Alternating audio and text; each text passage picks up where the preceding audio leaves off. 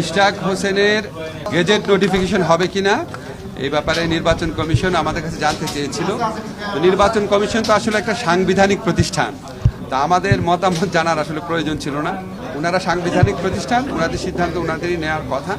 আমাদের কাছে যখন মতামতের জন্য পাঠিয়েছিলেন তখন আমরা সংশ্লিষ্ট আইন কর্মকর্তাদের সাথে কথা বলেছিলাম। নির্বাচন কমিশন আমাদের মতামতের জন্য অপেক্ষা করেন নাই, ওনারা নিজেরা গেজেট নোটিফিকেশন করেছেন। এটা ছাড়া আমার আর কিছু বলার নেই। ইরেশ জাকেরের বিরুদ্ধে একটি মামলা হয়েছে, হত্যা মামলা। স্যার একটু প্রশ্নটা শেষ করি। কিন্তু ওনাকে দেখা গেছে যে উনি যখন জুলাই আন্দোলন চলছিল উনি ওনার প্রোফাইল লাল করেছেন, উনি নানা ধরনের স্ট্যাটাস দিয়েছেন।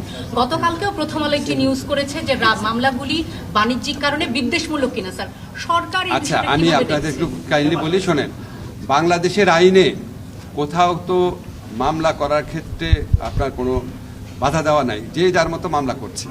এবং এখানে অনেক হয়রানিমূলক মামলা হচ্ছে, বিদ্বেষমূলক মামলা হচ্ছে, অন্যের জায়গা জমি দখল, ব্যবসা দখল করার জন্য মামলা হচ্ছে। এগুলো অত্যন্ত আনফর্চুনেট, অত্যন্ত পরিতাপের বিষয়। তা আমরা যখন মামলা করে ফেলার পর আমরা পুলিশ প্রশাসনের মাধ্যমে, আদালত প্রশাসনের মাধ্যমে আমরা বিভিন্ন ধরনের প্রতিকার দেওয়ার চেষ্টা করছি। এখন আপনার যখন এত বেশি লোককে আপনার আসামি করা হয়, এত মামলা করা হয়, আমাদের জন্য কাজটা ডিফিকাল্ট হয়ে যায়। কিন্তু আমরা কিন্তু মামলা করতে কাউকে বাধা দিতে পারি না। কিন্তু মামলা হওয়ার পর আপনারা খেয়াল করে দেখেছেন স্বরাষ্ট্র থেকে বারবার বলা হয়েছে যে অভিযোগের কোনো বস্তুনিষ্ঠতা পাওয়া না গেলে কাউকে যেন গ্রেফতার না করা হয়।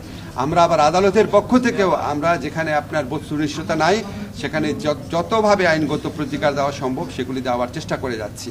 তো এখন আপনার কিছু কিছু ক্ষেত্রে আপনি যে ইরেশ জাকেরের নাম বলেছেন, এরকম ছাড়াও আরও অনেক ক্ষেত্রে কিছু কিছু মামলা হয়েছে যেগুলি আসলে আপনাদের কাছে আমরা একটা অনুরোধ করব, এই মামলাগুলো যারা করে আপনারা একটু তাদের কাইন্ডলি খুঁজে বের করেন না, খুঁজে বের করে একটু মামলাটা সম্পর্কে জিজ্ঞেস করেন, তাদের উন্মোচন করেন।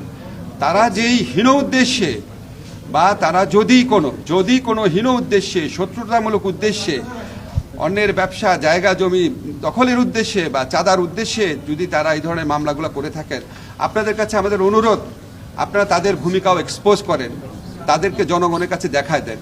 আমরা সরকারের পক্ষ থেকে আরও কি ব্যবস্থা নেওয়া যায় আমরা সারাক্ষণ এটা চিন্তা ভাবনা করছি। প্রয়োজনীয় আইনগত যদি কোনো পরিবর্তন আনতে হয়, পদক্ষেপ নিতে হয়, আমরা সর্বদা স্যার মেজর সিনহার বিষয়ে কিছুদিন আগে রিপোর্টার্স ইউনিটিতে একদল একটা সংগঠন তারা বলছে যে এটা একটা দীর্ঘসূত্রিতা হচ্ছে এবং ডেথ রেফারেন্স এখনো হয় না এবং তাদের শাস্তির আওতায় আনার জন্য 1 মাসের আলটিমেটাম দিয়েছে। স্যার এটা স্যার আপনার উপর আসে আলটিমেটাম। স্যার একই প্রশ্ন, এটার সাথে অ্যাড করেন স্যার নারায়ণগঞ্জে যে আলোচিত যে 7টি মামলা। আচ্ছা, আমি আপনাদের বলি যে যেই সমস্ত মেজর সিনহার যে আপনার হত্যা মামলা, এটা একটা পাশবিক হত্যা ঘটনা ছিল। আমাদেরকে কি বলবো আর কি, আমরা সবাই শোকাচ্ছন্ন ছিলাম।